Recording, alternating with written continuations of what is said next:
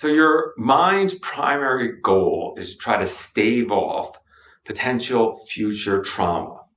And it does that by taking your traumas from the past and projecting them into the future. But unfortunately, by the time you reach a certain age, you're just this ball of prejudices and responses.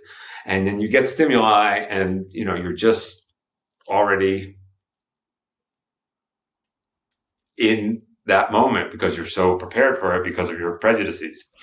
So that's the reason I teach authenticity, so that you can show up with less prejudices and mitigate your own, hypocrisy, because we all want to be able to just take things in the present moment, like as they are.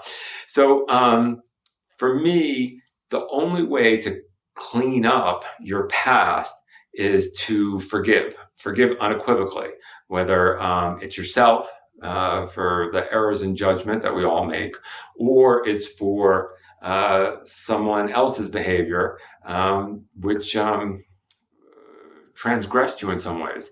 But instead of creating this resentment, ressentiment, like, oh, that shouldn't have happened, I'd be happy now if there wasn't the car accident, if there wasn't this thing, if my parents didn't get divorced. Instead of creating that narrative and projecting the past into the future, if you want to show up wholly, then you need to forgive unequivocally. And if you don't, if you can't, you should understand that unforgiveness is your desire to share your suffering. Unforgiveness is your desire to share your suffering. Your suffering, you have this narrative in your head, I'd be happy now if I wasn't in that car accident. And until you forgive the car accident, all those things, you're going to walk around with this resentment of wanting something different that you can't change. And you're going to